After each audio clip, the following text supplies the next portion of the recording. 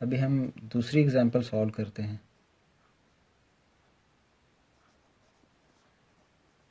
Example 2।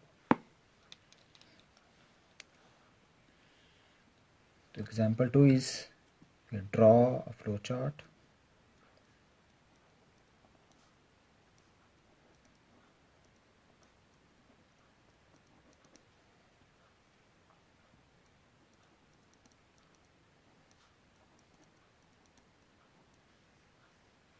which takes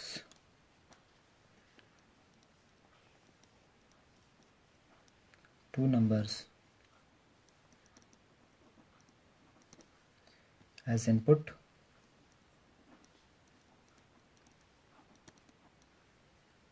and prints sum,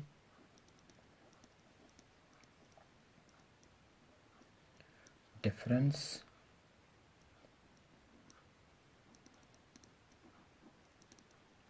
multiplication,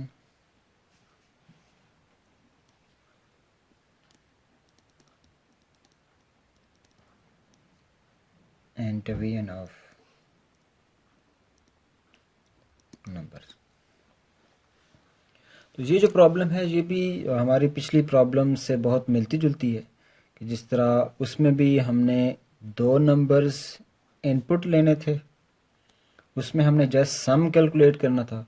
इसमें अब हमें तीन चार चीज़ें दे दी गई हैं। हमें कहा जा रहा है कि सम भी कैलकुलेट करें, डिफरेंस भी कैलकुलेट करें, मल्टीप्लिकेशन भी कैलकुलेट करें और डिवीजन भी कैलकुलेट करें।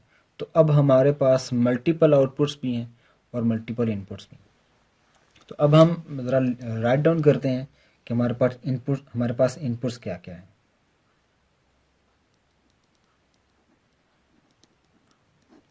तो इनपुट्स लास्ट एग्जांपल की तरह इसमें भी हमारे पास दो ही हैं। The first input is number 1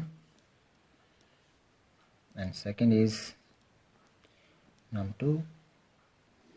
और हमारे पास जो आउटपुट्स हैं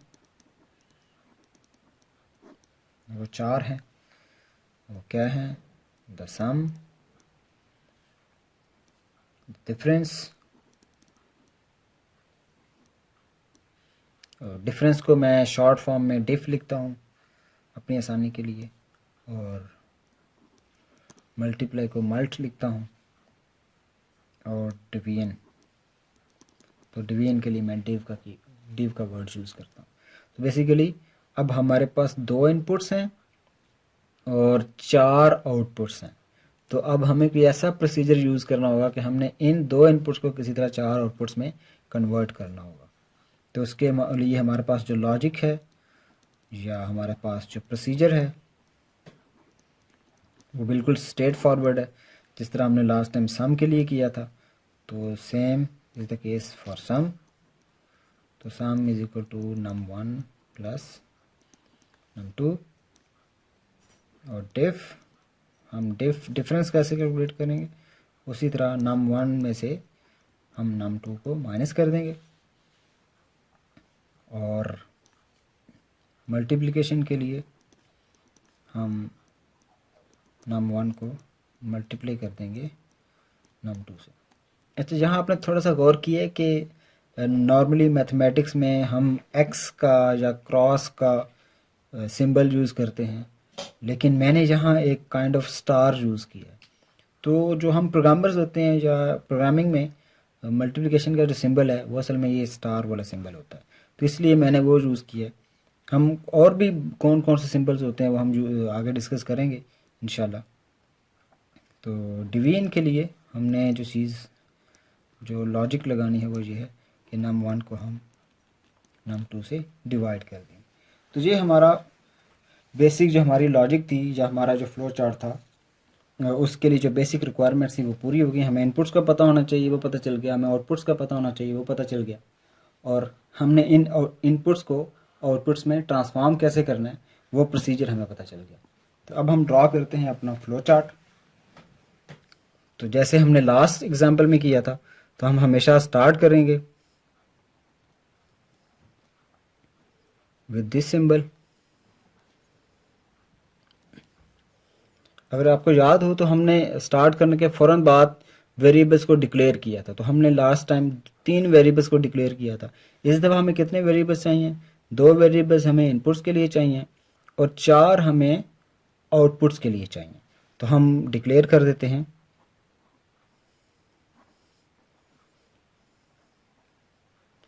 num1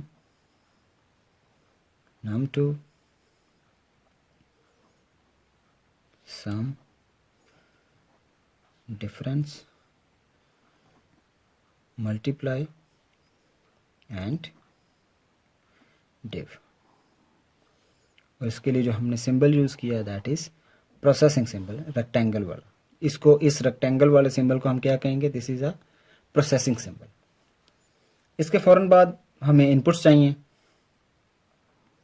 तो हम पैरेललोग्राम यूज़ करेंगे। तो this is for input num1 और हमारा ये एरो आ गया। और ये एरो हमें क्या बता रहा है? ये हमें सीक्वेंस बता रहा है कि इस स्टेप के बाद हमने ये वाला स्टेप परफॉर्म करना होगा।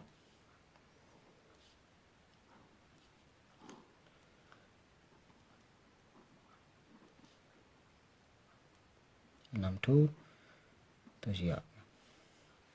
तो ये हमारी इनपुट्स कंप्लीट हुई, हमने जो इनपुट्स लेनी थी। अब हमें प्रोसेसिंग अप्लाई करनी है। तो अब प्रोसेसिंग में हमारे पास 4 स्टेप्स हैं या 4 ऐसे डिफरेंट फार्मूलाज हैं जो हमने अप्लाई करने हैं। चूँकि जी आपस में सेपरेट हैं, इनका एक दूसरे पे डिपेंडेंसी नहीं है, तो हम इनके लिए 4 डिफरेंट प्रोसेसिंग सिंबल्स यूज़ करेंगे, ये शो करने के लिए कि भाई ये सेपरेट हैं एक दूसरे से, इनका आपस में डायरेक्टली कोई रिलेशनशिप नहीं है। तो हम कहेंगे कि भाई सम करें num1 प्लस num2 से, और ये प्रोसेसिंग के लिए कौन सा सिंबल यूज़ करेंगे? अब आपको याद हो गया है कि हम रेक्टेंगल यूज़ करेंगे। तो हमने एक रेक्टेंगल यूज़ की। इसके फ़ौरन बाद हम कहेंगे अच्छा अब हम डिफरेंस कैलकुलेट कर लेते हैं, और उसके लिए हम कहेंगे num1 माइनस num2।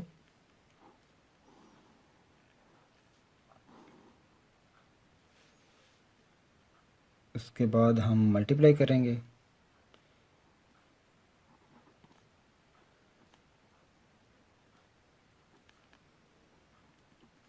अगेन देखें, मैंने सिंबल जो यूज़ किया वो स्टैरिक का है, इसको हम नॉर्मली स्टैरिक बोलते हैं।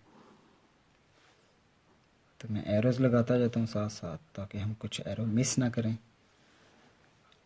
और इसके बाद जो हमारा आखिरी जो प्रोसेसिंग का सिंबल होगा that is for division.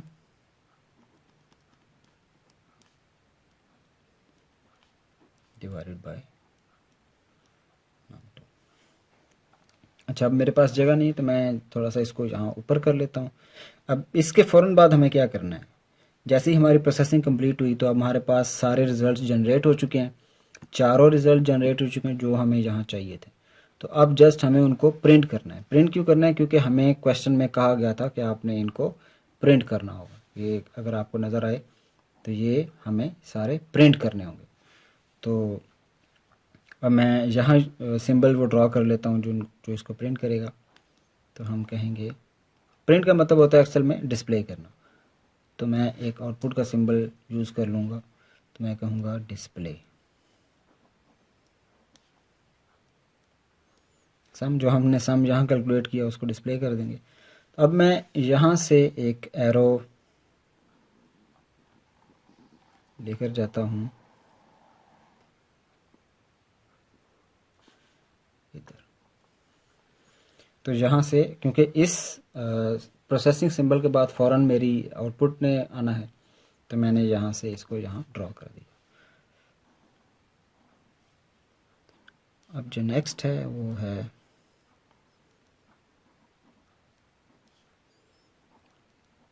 Display difference.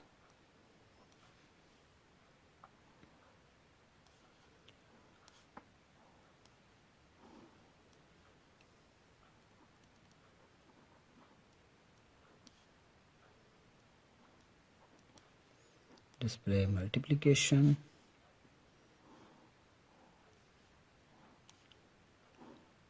और एक मेरे पास आ गया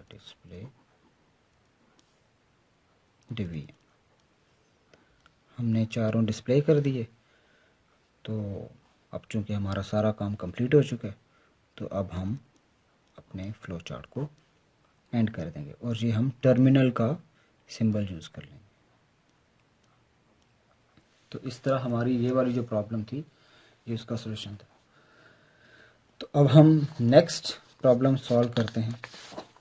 जो नेक्स्ट एग्जांपल है हमारी,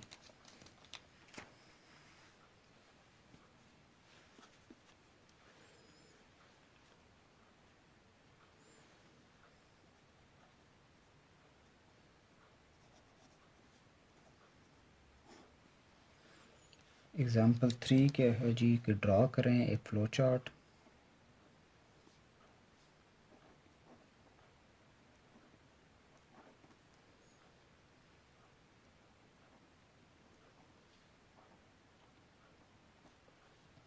which takes radius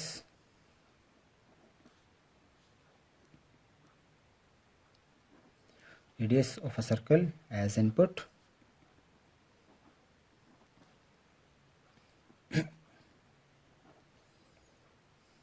and prints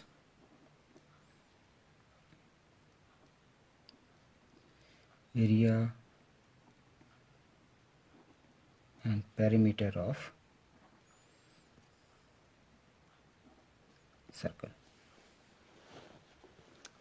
तो क्वेश्चन को समझ लें। तो क्वेश्चन में क्या है कि उसने हमें कहा हुआ है कि टेक्स रेडियस एज इनपुट, तो हमारी जो इनपुट है वो रेडियस होगी, और प्रिंट करे कौन कौन सी चीज़ें, एरिया और पेरीमीटर। तो ये एक बड़ी इम्पोर्टेंट चीज़ है कि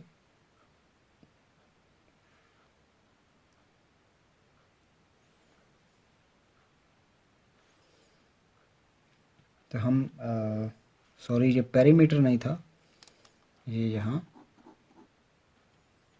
वॉल्यूम था। तो असल में हमें पेरीमीटर नहीं फाइंड करना, सर्कल का पेरीमीटर जो होता है वो नॉर्मली उस हम यूज़ नहीं करते, वो हमें इसका वॉल्यूम कैलकुलेट करना है। तो बेसिकली दो चीज़ें हमने करनी है, एक एरिया कैलकुलेट करना है और दूसरा हमने इसका वॉल्यूम कैलकुलेट करना है।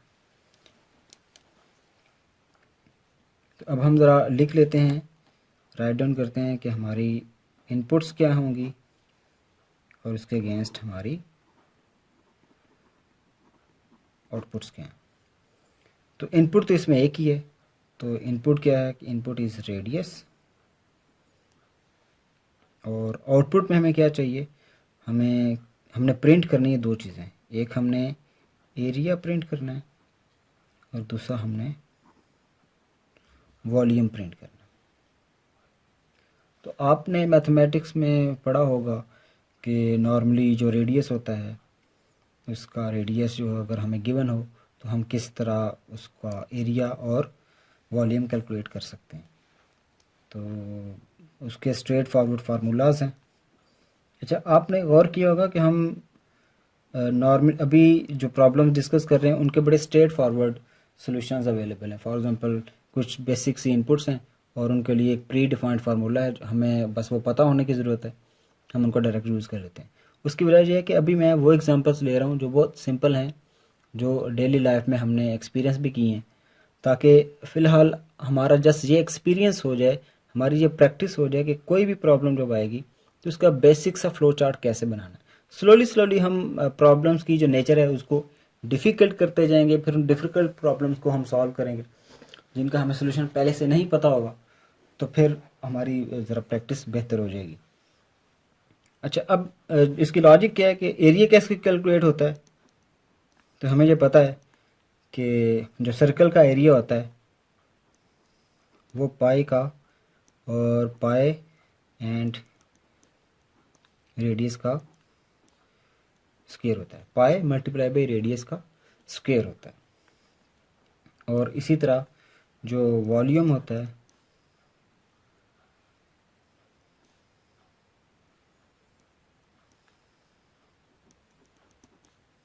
वो 2 पाई रेडियस होता है। तो ये फार्मूलाज हमें पहले से पता है, तो जिससे हमें ये आइडिया होगा कि अच्छा जो रेडियस है उसका अगर हम स्क्वायर लेकर उसके साथ पाई की वैल्यू, जो पाई पाई आपने पढ़ा होगा, जो पाई है उसकी वैल्यू मल्टीप्लाई करेंगे तो हमारे पास एरिया आ जाएगा। और अगर हम रेडियस के साथ 2 पाई को मल्टीप्लाई करेंगे तो हमारे पास उसका वॉल्यूम आ जाएगा। तो अब हम इसका ज़रा फ्लो चार्ट ड्रॉ करते हैं। तो जैसे हमने लास्ट टाइम किया था बिल्कुल उसी तरह हम स्टार्ट करेंगे।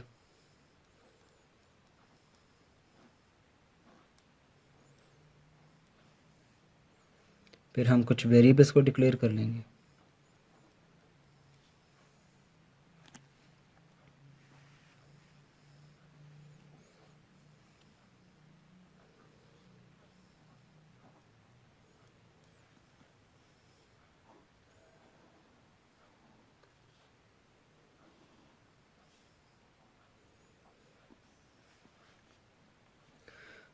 इसके बाद हम फ़ौरन इनपुट लेंगे।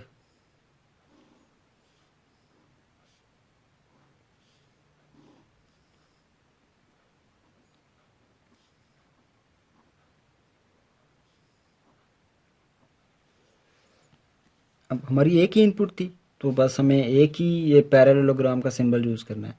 इसके बाद हमें डायरेक्ट आउटपुट्स चाहिए और ज़ाहिर है आउटपुट के लिए पहले हमें ये प्रोसीजर अप्लाई करना पड़ेगा। तो हम पहले ये प्रोसेसिंग वाले सिंबल्स यहाँ यूज़ करेंगे ताकि ये फार्मूलाज एवेलुएट हो सकें। तो मैं लिखता हूँ एरिया इज़ इक्वल टू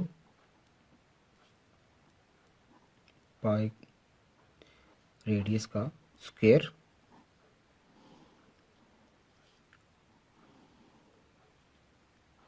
तो ये हमारी एक वैल्यू कैलकुलेट हो गई। अब हम दूसरी की तरफ चलते हैं।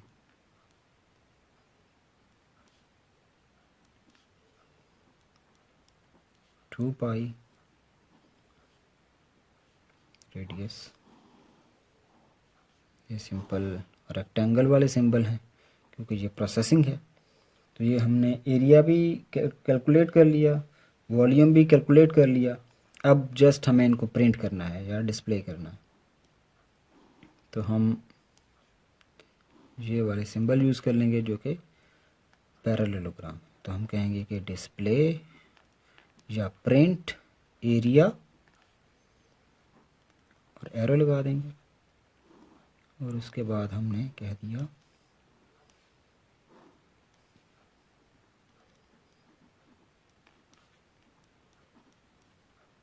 डिस्प्ले वॉल्यूम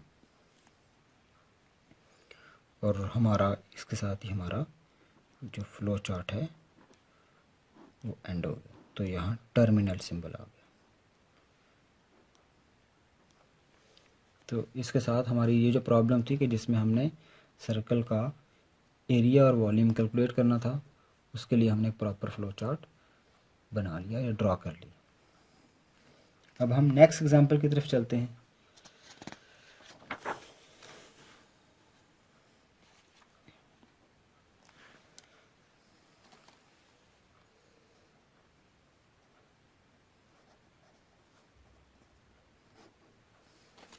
एग्जांपल नंबर 4 जो है वो अब हम डिस्कस करते हैं। वो ये है कि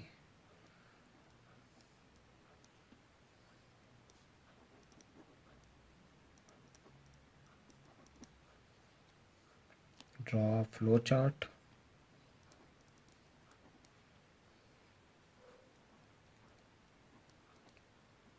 which takes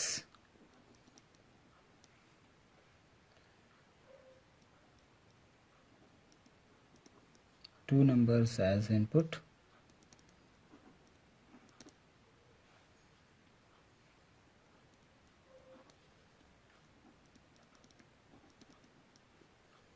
and prints the large number.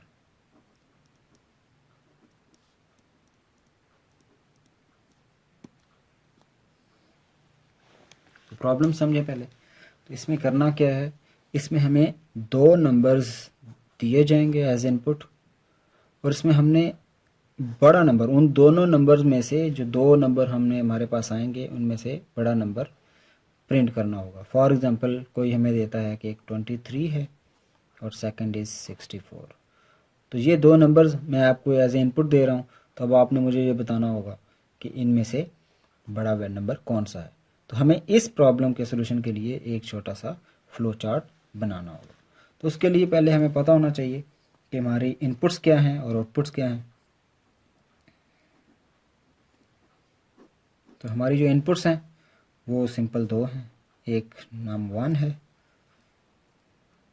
और एक नाम 2 है, और इसके साथ हमारी जो आउटपुट्स हैं, हमारी एक ही आउटपुट है और वो क्या है कि हमने लार्ज नंबर बताना है। और वो जो लार्ज नंबर है वो नाम 1 भी लार्ज हो सकता है, वो नाम 2 भी लार्ज हो सकता है, वो डिपेंड करता है कि आप कौन से नंबर इनपुट दे रहे हैं। तो इसका प्रोसीजर क्या होगा, इसकी लॉजिक क्या होगी।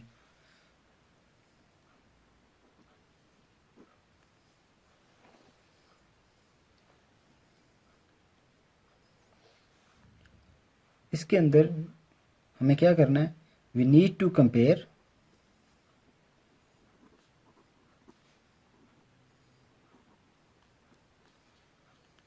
Both numbers. क्योंकि हमारे पास दो नंबर्स हैं तो हम इन दोनों को आपस में कंपेयर करेंगे कि पहला नंबर जो है वो लार्ज है या दूसरा नंबर लार्ज। अच्छा, ये कैसे पता चलेगा कि इनको कंपेयर कैसे करेंगे। तो for comparison there are multiple या कंपैरिजन ऑपरेटर्स। तो जो कंपैरिजन ऑपरेटर्स हैं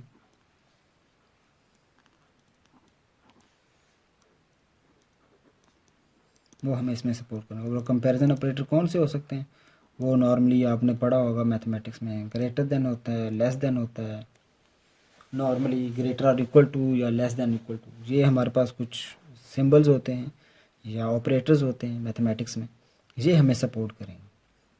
तो इनसे हमें ये आइडिया हो जाएगा, इनको यूज़ करते हुए हम असल में क्या चीज़ परफॉर्म करेंगे। So we need to perform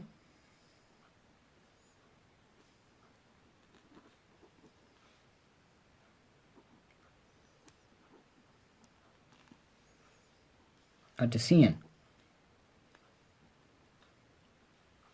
तो हमें एक डिसीजन करना होगा। देखें, हमने कंपैरिजन करना है, तो कंपैरिजन करते हुए अब फर्स्ट नंबर या सेकंड नंबर, इन दोनों में से कोई एक बड़ा हो सकता है, कोई एक छोटा हो सकता है। तो उसके लिए हमें कोई ना कोई डिसीजन करना पड़ेगा। तो इसका मतलब है कि डिसीजन के लिए कोई उसका रेलेवेंट सिंबल यूज़ होगा। तो जिस तरह हमने लेक्चर के स्टार्ट में पढ़ा था कि एक जो डायमंड का सिंबल है वो यूज़ किया जाता है डिसीजन करने के लिए, तो अब हम उसका इस्तेमाल करेंगे। तो स्टार्ट करते हैं अपने फ्लो चार्ट को। तो हमारे फ्लो चार्ट में सबसे पहले तो आएगा स्टार्ट, टर्मिनल सिंबल, फिर हमें वेरिएबल्स को डिक्लेयर करना होगा।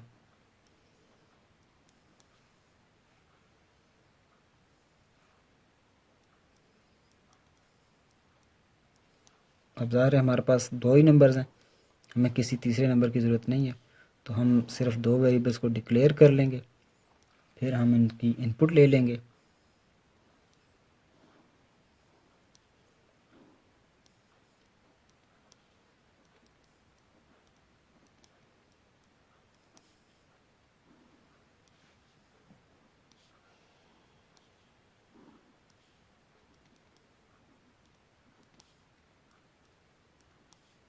num2, अब हमने इनपुट ले लिया। अब हमें डिसीजन परफॉर्म करना है, हमें कोई कंपैरिजन परफॉर्म करना है, कंपैरिजन करना है और उसकी बेस पे डिसीजन करना है कि अब num1 जो है वो लार्ज नंबर है या num2 लार्ज नंबर है। तो उसके लिए हम सिंबल जो यूज़ करेंगे दैट इज़ डिसीजन सिंबल या डायमंड सिंबल, हम इसको नॉर्मली बोलते हैं।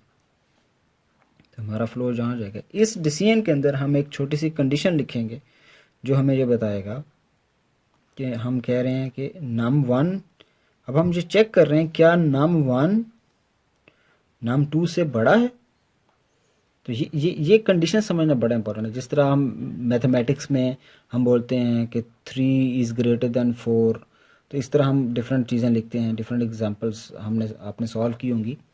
तो उसी तरह हम ये चेक कर रहे हैं क्या ये num1 जो है ये num2 से ग्रेटर है। तो अब इसके दो ही आंसर हो सकते हैं, या तो यस होगा या नो होगा। Yes means true, no means false. तो हमारे पास इसके दो डायमेंशंस बनेगी या दो डायरेक्शंस बनेगी।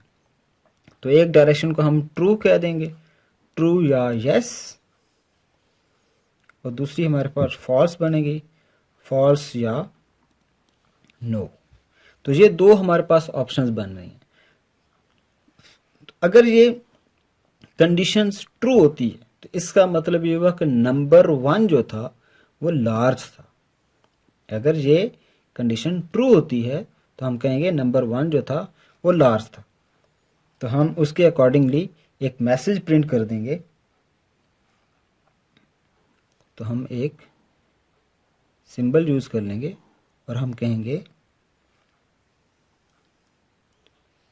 कि num1 इज़ लार्ज, और यहाँ हम ये जो फ्लो है वो इधर ले आएंगे। इसी तरह लेट्स से अगर ये कंडीशन फॉल्स हो जाती है,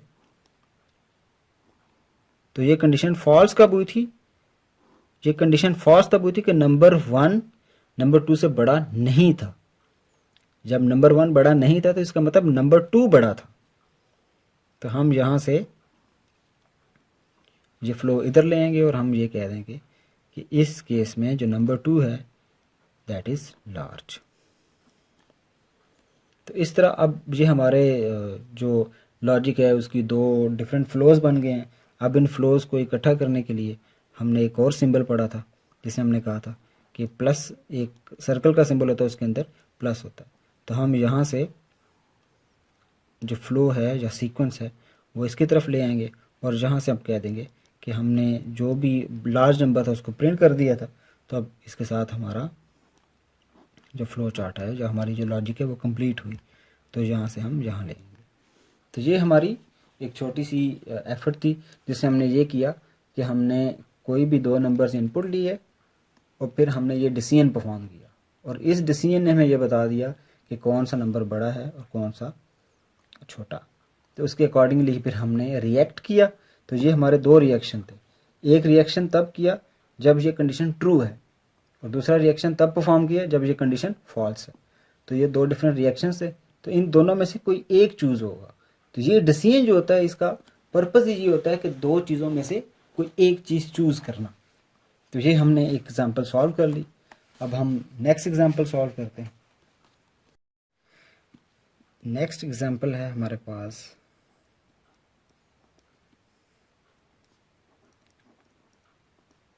draw a flow chart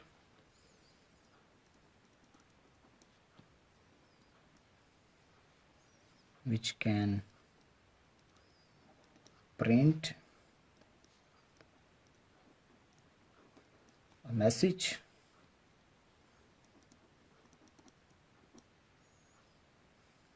that given number is even or odd। तो इसमें अगर हम गौर करें तो हमें कहा गया है कि आपने प्रिंट करना है एक मैसेज, और वो मैसेज क्या होगा कि नंबर इज़ इवन और ऑड, कि नंबर इवन होगा या ऑड होगा। और साथ इसमें एक और कीवर्ड दिया हुआ है गिवन नंबर। ये जो गिवन नंबर है ये हमें ये बता रहा है कि नंबर दिया जाएगा, कि नंबर इनपुट दिया जाएगा, फिर उस इनपुट पे, उस नंबर पे हम ये डिसाइड करेंगे, हमें ये डिसीजन करना होगा कि या तो नंबर इवन है या नंबर ऑड है। तो इसका मतलब है कि मेरी बातों से आपको ये क्लियर हो चुका होगा कि हमने अब क्या क्या स्टेप्स लेने हैं और हमारी इनपुट्स क्या होंगी और आउटपुट क्या होंगी। तो अगर आप जल्दी से राइट करें अपनी नोटबुक पे, ये सारे आप सॉल्व करें, तो हमारी जो इनपुट्स हैं वो बेसिकली एक ही इनपुट है और वो कोई एक नंबर होगा, और हमारी आउटपुट क्या होगी उसके बरक्स हमें चाहिए क्या तो हमारी जो आउटपुट है that is actually given number is even.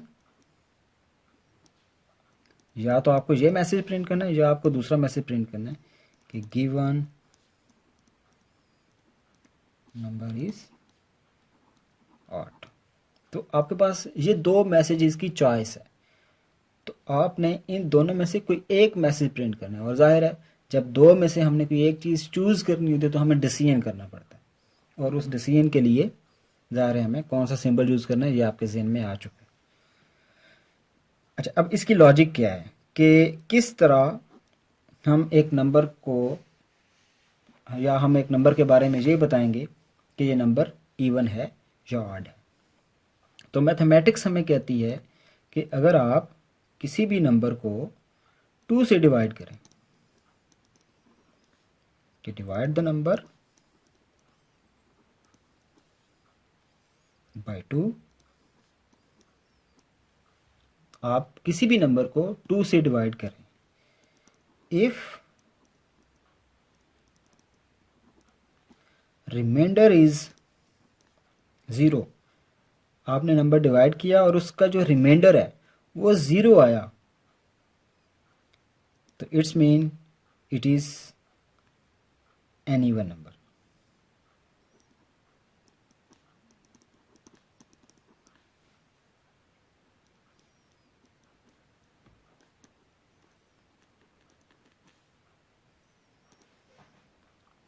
और अगर उसका रिमाइंडर 0 नहीं आया तो हम कहेंगे कि अदरवाइज इट इज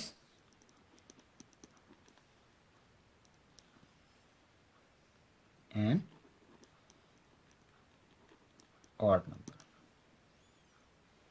तो फॉर एग्जांपल एक नंबर ले लेते हैं, number is let's say 15।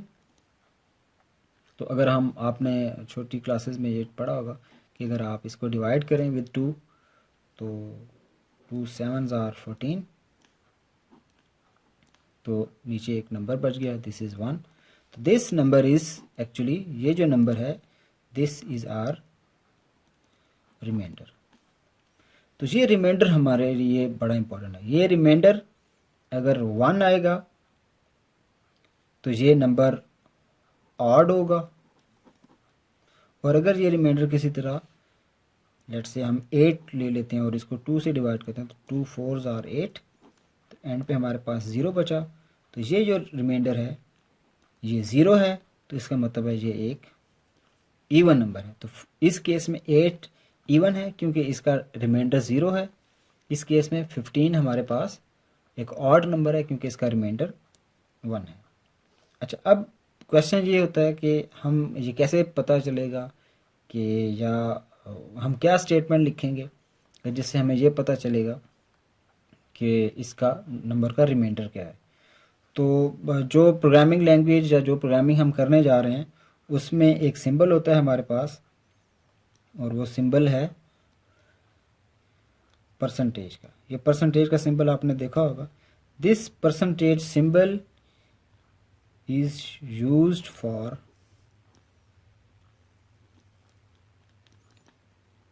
remainder calculation।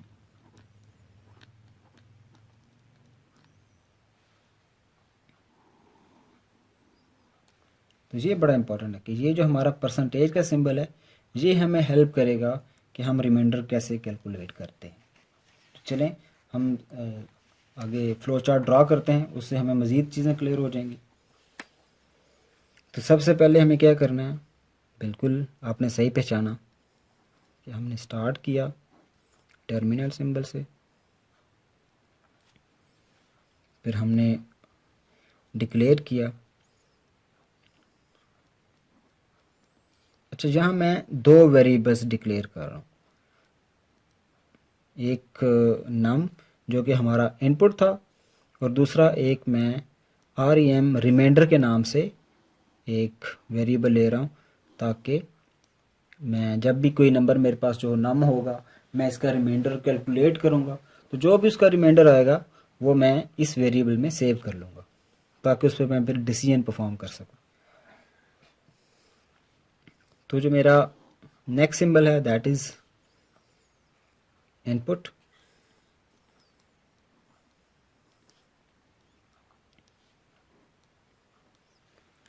और इसके बाद हमें क्या करना है, हमें अब रिमाइंडर कैलकुलेट करना है। तो जो हमारी लॉजिक है वो हमें ये कहती है कि आप सबसे पहले रिमाइंडर कैलकुलेट करें।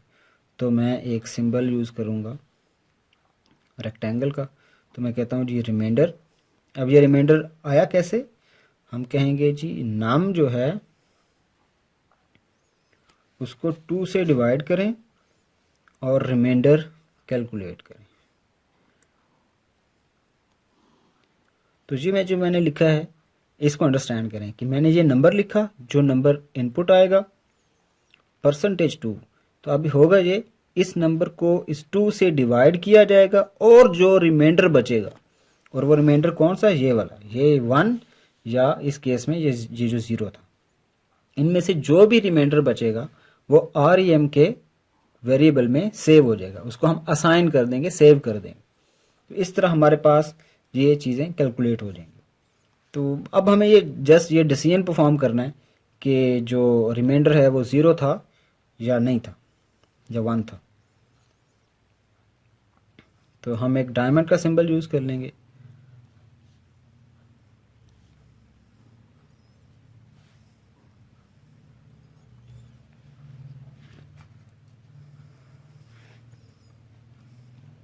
तो हम कहेंगे इज रिमाइंडर इक्वल्स टू 0।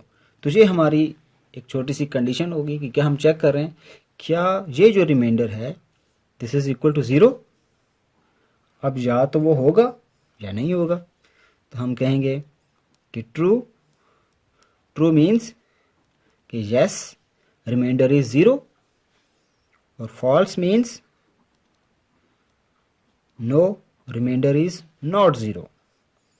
तो जब नॉट 0 होगा तो नॉट 0 मीन्स 1 होगा। तो जब 1 होगा तो हमारे पास नंबर ऑड होगा। तो हम एक छोटा सा मैसेज प्रिंट कर देंगे।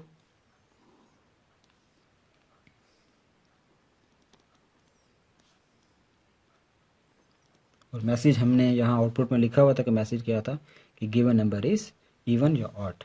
तो गिवन नंबर इज ऑड।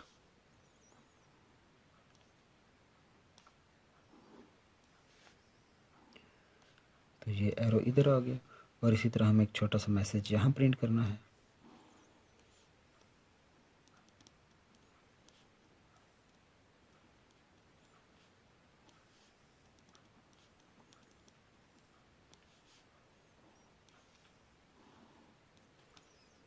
ये एरो यहाँ आ गया। और इस तरह ये अब हमारी लॉजिक जो है वो बिल्कुल एंड के करीब है। तो अब ये जो हमारे जो डिफरेंट फ्लोज बने थे हम उनको फ्लो को मर्ज कर लेंगे, उनको कंबाइन कर लेंगे या कनेक्ट कर लेंगे ताकि हम एंड की तरफ जा सकें।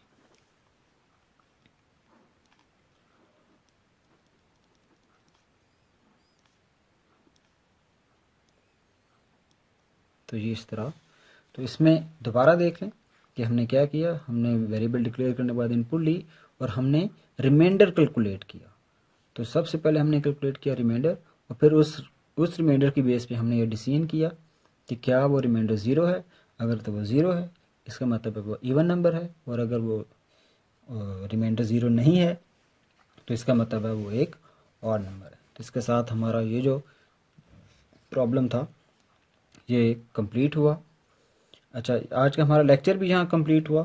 मैंने इस लेक्चर के बाद आपको एक टास्क दिया हुआ है कि उसको होम टास्क 1 कह रहा हूँ मैं। तो उसमें डिफरेंट प्रॉब्लम्स मैंने दिए हुए। तो आप लाजमन उस होम टास्क 1 को लाजमी डाउनलोड करें। वो मैंने नीचे डिस्क्रिप्शन में उसका लिंक दिया हुआ है, तो वहाँ से आप उसको डाउनलोड करें और देखें वो क्या प्रॉब्लम्स हैं। और उसमें आपको यही करना है। डिफरेंट प्रॉब्लम्स दिए हुए हैं, आपने इसी तरह उसके इनपुट्स आउटपुट्स और उसकी लॉजिक लिखनी है, और फिर आपने उसका फ्लो चार्ट बनाना है।